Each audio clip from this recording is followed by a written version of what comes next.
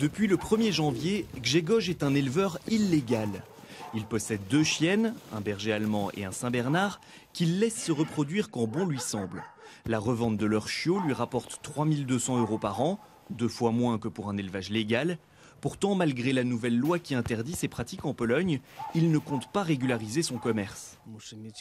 Si je légalise, il me faut un carnet avec tous les vaccins. Je dois déclarer mes chiens, ça demande beaucoup de travail. Et puis je devrais faire venir le vétérinaire à chaque naissance, il faudrait que je le paye. Et il devrait faire des visites régulièrement, comme pour un enfant, c'est très cher. Ces images amateurs tournées en caméra cachée montrent que les animaux domestiques sont vendus partout en Pologne, souvent au détriment de leur santé.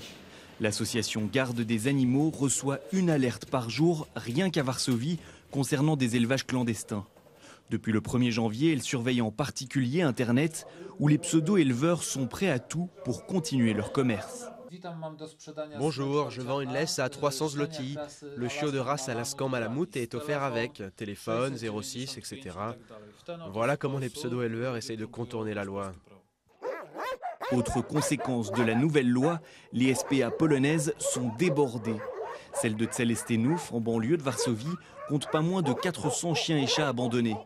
Un nombre qui grandit de jour en jour, mais ici on reste optimiste. Dans 2 ans, je suis sûre que le problème sera réglé. On sera comme la France et l'Allemagne, où les animaux sont traités comme des amis de l'homme et pas comme des sources de revenus potentiels.